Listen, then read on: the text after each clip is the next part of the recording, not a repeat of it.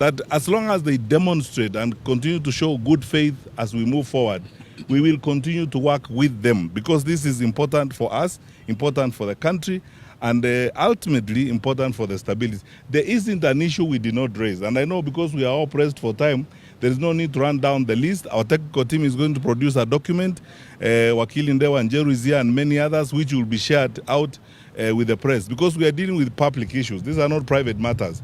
That document will be available and will avail it to the public of all the issues that we raised: procurement, security, management of the by-elections, the ecosystem within which we are now preparing for elections. And they have promised us also that they are preparing a national conference on elections 2027. And we said, fair enough, if they're going to be open and engage clearly on these issues, we also have a citizenship responsibility. We are pointing out these issues, but we have a citizenship responsibility to do our bit to ensure that we contribute and work with them to deliver a credible election and an election that will guarantee our country's stability, because that is what we are looking forward to. I think that's all we can say at the moment, unless my colleague Eugene wants to say one thing. I think just to add that many Kenyans are very concerned that we're entering an election year. We've just had by-elections that had a lot of issues. I was a victim of violence with my candidate in Malava, the Honorable Panyako.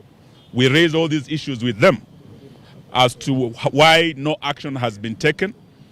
And today we want to say that they have told us they're only 3 months into the job, but they are preparing to do better in the next elections. We have demanded that we must have a roadmap, an election timetable that will be open and transparent, and that will be able to engage the opposition quarterly to address the issues. And as we say this, we are also, as the Honorable Kalonzo said, concerned about the technology, particularly the Venezuelan technology that is discredited through a whistleblower who raised the issues in America. This same technology was used recently in Uganda. The Kim's kit failed in Uganda. We do not want to see a similar election in Kenya. So there are serious issues of concern we have raised, and we believe they will address. All we are waiting for is goodwill and confidence building through a roadmap that we will be engaging quarterly with them. Thank you very much.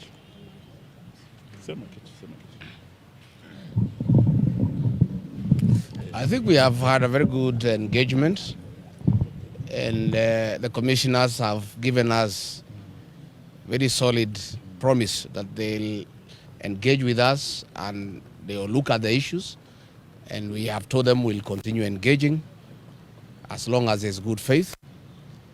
And we have asked them in the coming by-elections to address the issues of goonism and insecurity that was witnessed in the last by-elections.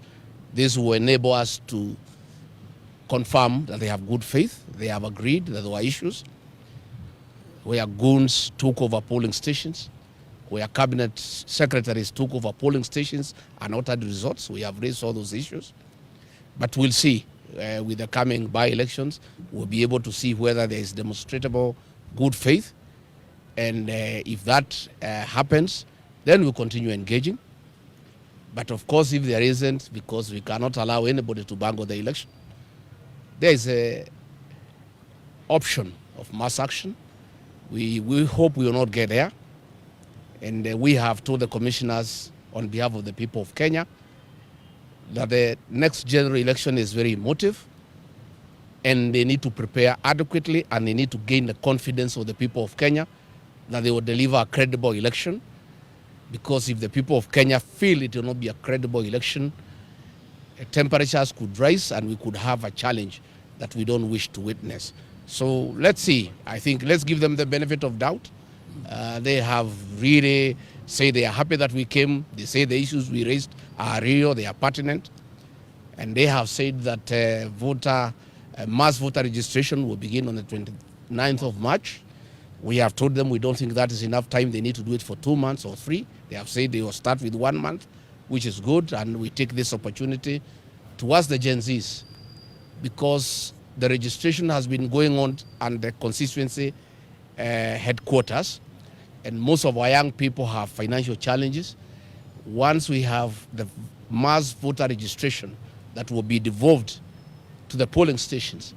We want to ask our young people, the Gen Zs, and the professionals who are not registered before to go and register and acquire the tool to bring the change that they desire.